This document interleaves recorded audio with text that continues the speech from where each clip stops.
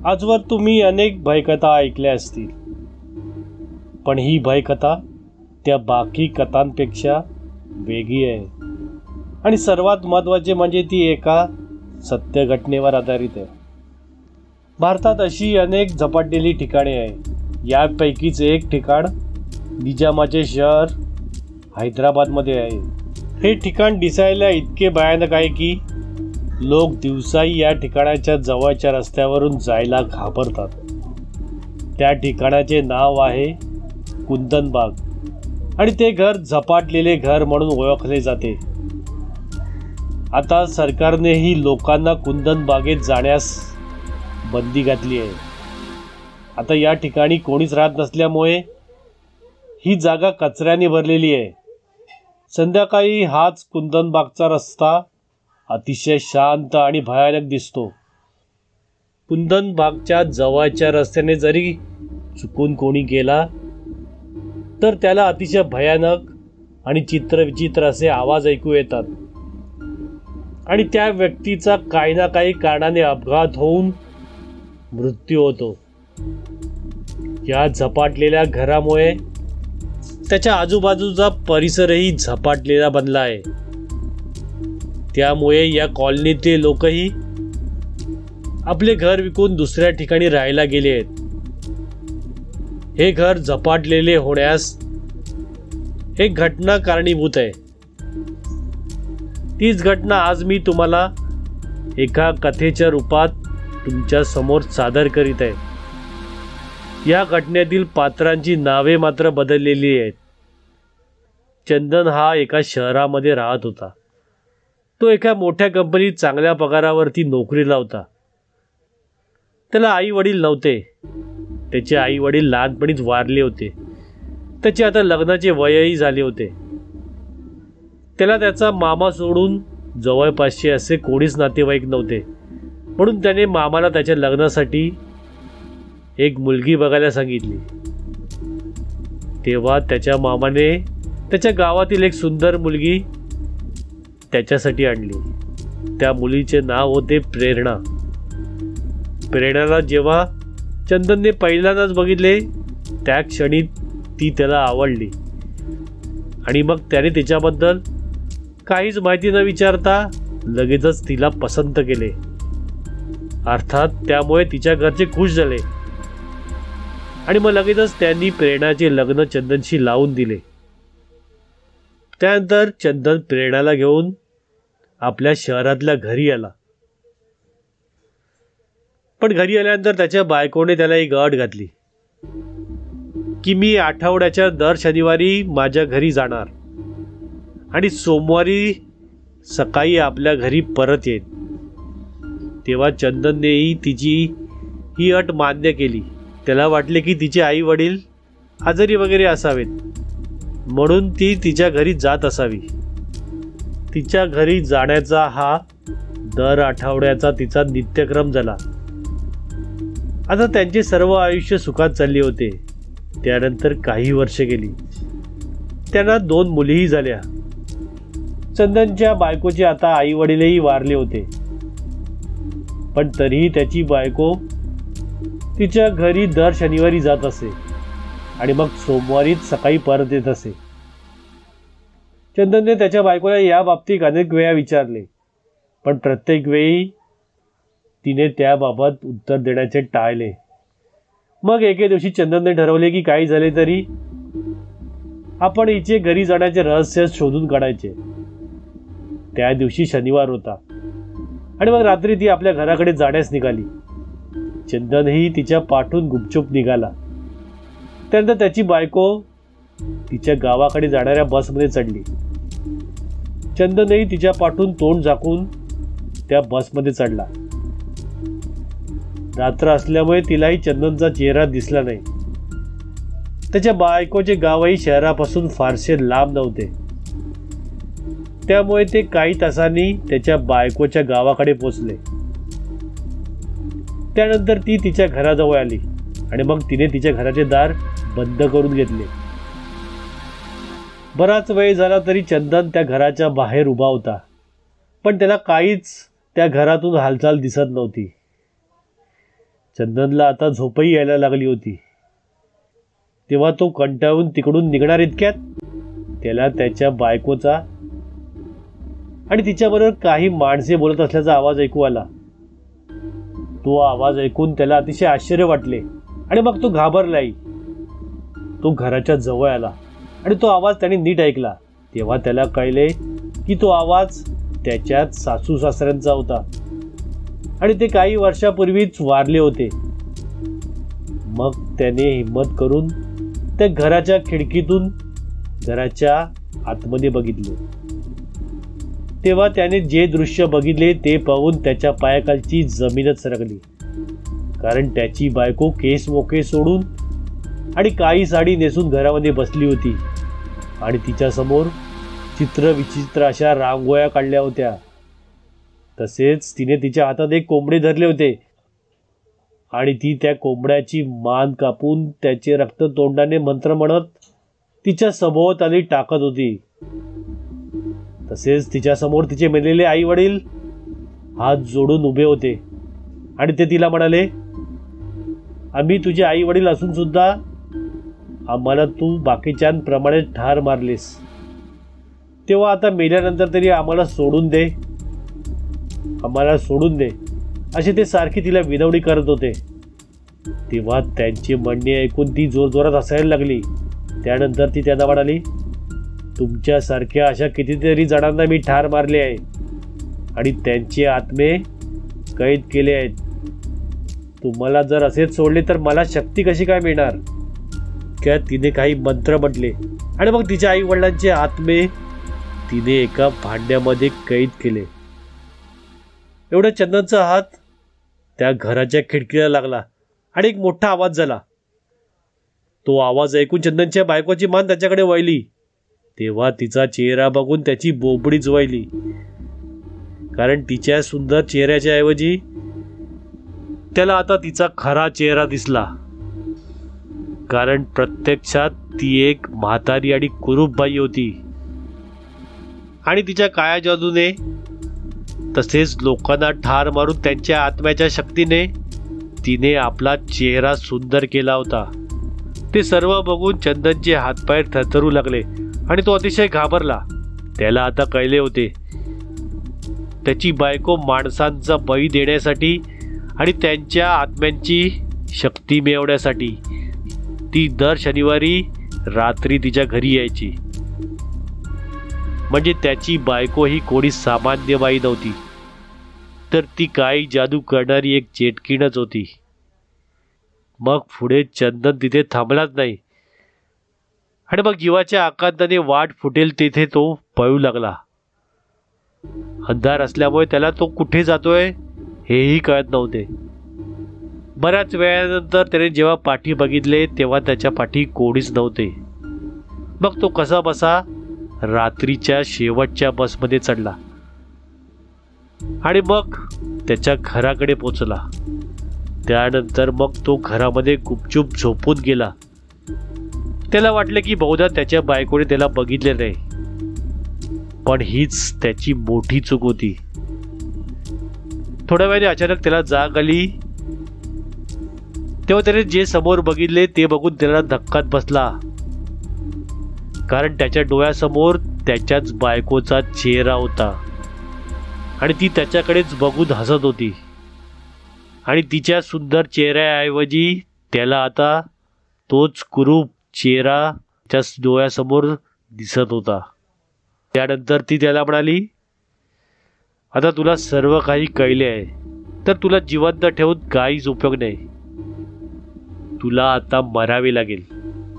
तेव्हा चंदन हात जोडून तिची विनंती करू लागला की मला सोडून दे, काही झालं तरी मी तुझा नवरा आहे, मी तुझ्याबद्दल कोणालाच काहीच सांगणार नाही. त्यानंतर त्याची बायको त्याला म्हणाली, तू कोणाला काही सांगण्यास आधी जिवंत तरी राहायला पाहिजेस. असे म्हणून तिने त्याची जीभच पकडली आणि मग टेबलावरची पडलेली सुरी उचलली आणि मग त्या सुरीने त्याची जीभच कापून टाकली. चंदन जोरात ओरडण्याचा प्रयत्न करत होता. त्याच्या तोंडातून रक्ताची धार लागली होती आता त्याच्या तोंडातून आवाजच येत नव्हता. त्यानंतर चंदनच्या बायकोने त्याची मान पकडली.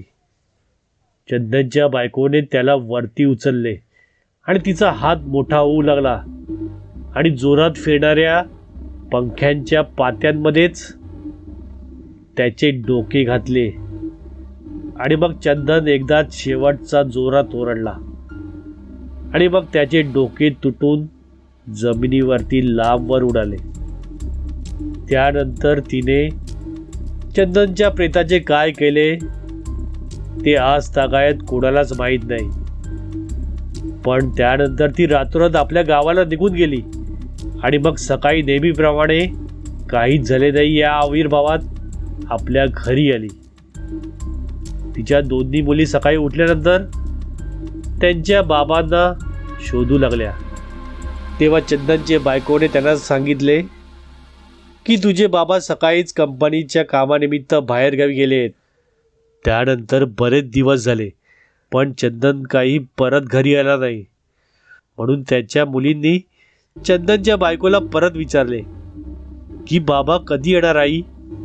तेव्हा चंदनची बायको अतिशय रडू लागली आणि त्यांना म्हणाली की तुमचे बाबा आता आपल्याकडे कधीच परत येणार नाही, कारण सकाळीच त्यांचा फोन आला होता आणि त्यांनी सांगितले की त्यांचे एका दुसऱ्या बाईवरती प्रेम आहे, त्यामुळे त्यांनी तिच्याशी लग्न केले आहे आणि ते तिच्या घरातच तिच्या जवळ राहत आहे. तिचे हे बोलणे ऐकून त्या मुलीही जोरजोरात रडू लागल्या आणि मग काही दिवसांनी त्या शांतही झाल्या. त्यानंतर चंदनच्या बायकोने त्या मुलींना शाळेतून काढून टाकले आणि त्यांचे घराच्या बाहेर पडणेही बंद केले. त्या दोघी एकट्याच घरामध्ये खेळत असत, तसेच आजूबाजूच्या मुलांमध्येही कधीच मिसळत नसत. तसेच त्यांच्या बायकोने त्यांच्या नातेवाईकांना, शेजाऱ्यांना, तसेच तिच्याकडे येणाऱ्या सर्व माणसांना त्यांच्या घरात येण्यास बंदी घातली होती. त्या दोन्ही मुली आता त्यांचे घर सोडून कुठेही बाहेर जात नसत.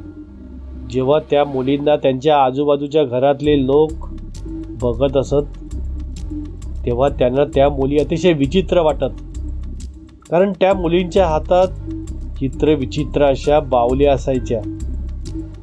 तसेच जी हॉस्पिटलमध्ये रक्ताची बाटली पेशंटना लावतात तशी रक्ताची बाटली त्या दोन्ही मुलींच्या हातात असे आणि त्या रक्ताच्या बाटलीने त्या दोन्ही मुली खेळत असत. ते बघून आजूबाजूचे लोकही घाबरत असत. तसेच त्यांच्या मुलांनाही त्या घराच्या जवळ पाठवत नसत.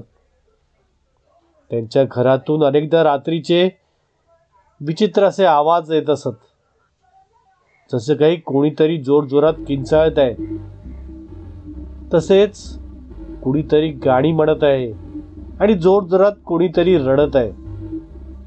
आजूबाजूच्या लोकांना वाटत असे की त्या दोन्ही मुली खेळताना ओरडत वगैरे असतील, म्हणून आजूबाजूचे लोक त्यांच्या ओरडण्याकडे दुर्लक्ष करत असत. त्यानंतर काही दिवसांनी त्यांना मध्यरात्रीनंतर त्या तिघेही अंगात काळे कपडे घालून आणि आपल्या हातात मेणबत्ती धरून घराभोवती फेऱ्या मारताना दिसू लागल्या. तसेच त्यांच्या घरातून रंगीबेरंगी प्रकाश आजूबाजूच्या लोकांना दिसायचे. त्यानंतर असेच काही दिवस निघून गेले.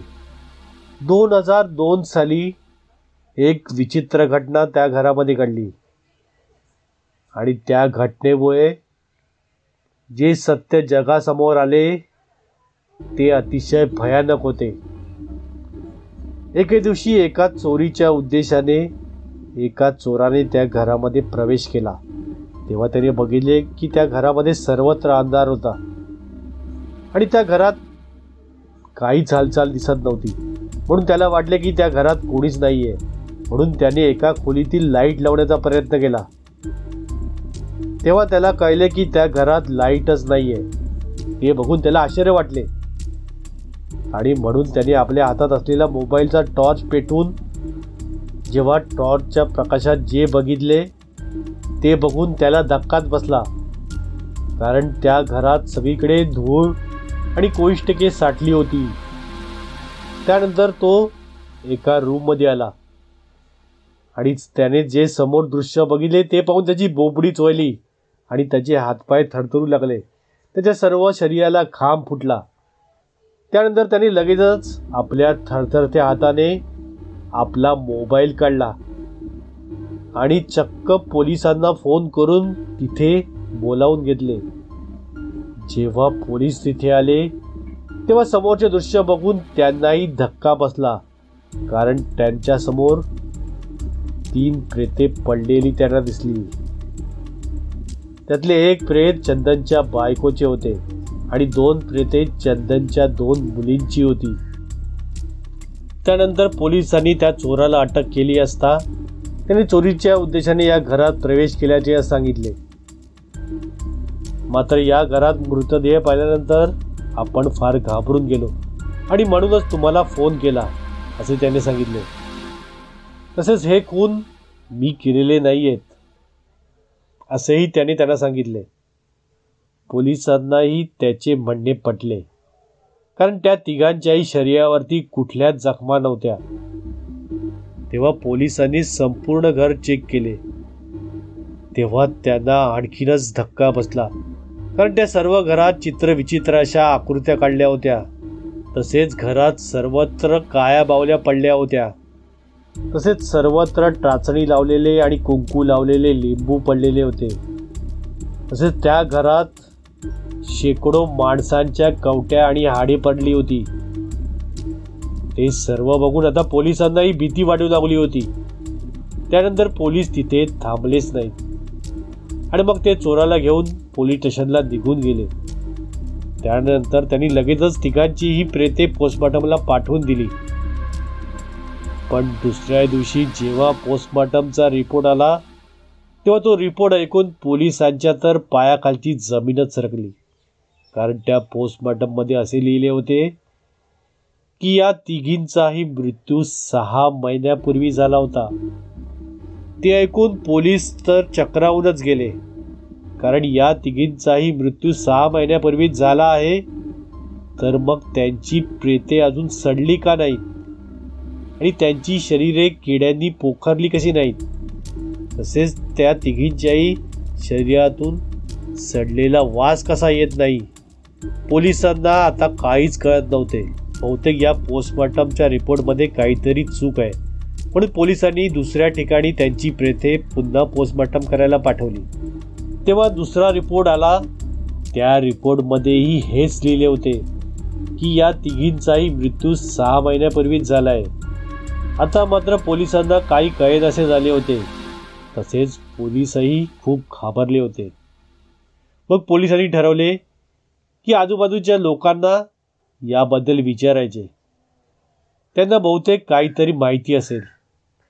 म्हणून पोलिसांनी त्या घराच्या आजूबाजूला राहणाऱ्या लोकांना विचारले. जेव्हा पोलिसांनी त्या आजूबाजूच्या लोकांना सांगितले की या तिघींचाही मृत्यू 6 महिन्यापूर्वीच झाला आहे, ते ऐकून शेजाऱ्यांना धक्काच बसला आणि ते अतिशय घाबरले आणि मग विचार करू लागले की या तिघींचाही जर मृत्यू 6 महिन्यापूर्वीच झाला आहे, तर मग दररोज काय, कालपर्यंत ज्या मुलींना आपण घराच्या बाहेर खेळताना बघितले, तसेच त्या मुलींच्या आईलाही काल रात्रीही या घराच्या बाहेर फिरताना बघितले. मग ते कोण होते? तसेच या घरात मग दररोज रात्री कोण ओरडायचे आणि कोण गाणी म्हणायचे? आणि या घरातली लाईट जर बंद होती तर मग दररोज रात्रीचे आपल्याला त्या घरातून दिसणारे रंगीबेरंगी प्रकाश कसे दिसायचे? या सर्व गोष्टी जेव्हा आजूबाजूच्या लोकांनी पोलिसांना सांगितल्या तेव्हा त्या ऐकून पोलिसांनाही धक्काच बसला. जेव्हा पोलिसांनी त्या घरातली लाईट चेक केली तेव्हा त्यांना कळले की या घरातली लाईट 6 महिन्यापूर्वीच बिल न भरल्यामुळे बंद केली होती. मग त्या घरात लाईट कशी येत होती? या प्रश्नाचे उत्तर पोलिसांकडेही नव्हते. पोलीसही या प्रकरणामुळे चक्रावून गेले होते आणि अतिशय घाबरलेही होते. त्यांना आता कळले होते की हे प्रकरण काहीतरी वेगळेच आहे. त्यानंतर ही केस CBI कडे आली. CBIनेही या प्रकरणावरती अनेक प्रकारे शोध घेतला, पण त्यांच्या हाती काहीच लागले नाही. त्यामुळे या तिघींचा मृत्यू CBI पुढेही एक रहस्य होऊन बसले. त्यानंतर CBIने त्यांना वेगवेगळ्या शास्त्रज्ञांना आणि डॉक्टरांनाही त्यांचे मृतदेह दाखवले, पण त्यांचा मृत्यू कशामुळे झाला आहे हे त्यांनाही आज तागायत सांगता आले नाही. या तिघींचाही मृत्यू जर 6 महिन्यापूर्वी झाला होता, तर त्यांची प्रेते सापडण्याआधी तीही आदल्या दिवसापर्यंत त्या तिघी आजूबाजूच्या लोकांना कशा काय दिसत होत्या. तसेच त्या घरातली लाईट वीज न भरल्यामुळे बंद असताना देखील त्या घरातले संपूर्ण दिवे कसे काय पेटत होते. तसेच 6 महिन्यापूर्वी जर त्यांचा मृत्यू झाला तर त्यांची प्रेते आजही सडली कशी नाहीत. तसेच त्यांच्या प्रेतांना वास का येत नव्हता. तसेच चंदनचे काय झाले आणि चंदनही त्यांच्यासोबत मेला आहे, तर त्याचे प्रेत कुठे गेले. या सर्व प्रश्नांचे उत्तर पोलिसांना आणि CBIलाही आज तागायत मिळाली नाही आहेत. त्यामुळे या तिघींचे मृत्यूही आज तागायत एक रहस्य होऊन बसले आहे. त्यानंतर पोलिसांनी या घराला कुलूप लावले आणि तिकडची लाईटही तोडण्यात आली. असे असून सुद्धा दुसऱ्या दिवशी आजूबाजूच्या लोकांना आणि रस्त्यावरच्या माणसांना देखील दुसऱ्या दिवशी त्या घरात लाईट जळताना दिसली. जेव्हा पोलीस प्रत्यक्ष तिथे आले तेव्हा त्यांनीही बघितले की त्या घरात लाईट जळत होती. त्यानंतर दुसऱ्या दिवशी सरकारने ताबडतोब लोकांना त्या घराच्या जवळपास जाण्यासही बंदी घातली. आजही कुंदन बागेचे घर त्याच जागेवर आहे. जेव्हा त्या तिघींची प्रेते पोलिसांना सापडली, त्यानंतर त्या मुली आणि ती बाई आजूबाजूच्या लोकांना कधीच दिसली नाही. पण दररोज रात्री चित्रविचित्र असे आवाज त्या घरातून येतात. तसेच त्या घराजवळ असणाऱ्या रस्त्यावरून जाणाऱ्या लोकांना कुठली तरी काही आकृती त्या घरामध्ये फिरताना दिसले. तसेच जो कोणी त्या घराच्या जवळ असलेल्या रस्त्यावरून जातो त्याचा गंभीर अपघात तरी होतो किंवा त्याचा मृत्यू तरी होतो. कुंदनबाग येथे राहणाऱ्या एका माणसाने सांगितले, एके दिवशी तो कुंदनबागच्या जवळच असलेल्या रस्त्याने जात असताना अचानक त्याच्या बाईकचा हेडलाईट आपोआप बंद झाला आणि त्याच रस्त्यावरून पलीकडून त्याचा मित्रही बाईकवरून येत होता. त्याच्या पण बाईकचा हेडलाईट आपोआप बंद झाला आणि मग ते दोघेही एकमेकांना धडकले आणि ते दोघेही त्या बाईकवरून खाली पडले. त्या दोघांच्याही डोक्याला आणि हाताला जबर मार बसला होता. ते कितीतरी महिने हॉस्पिटलमध्ये होते, पण सुदैवाने ते वाचले.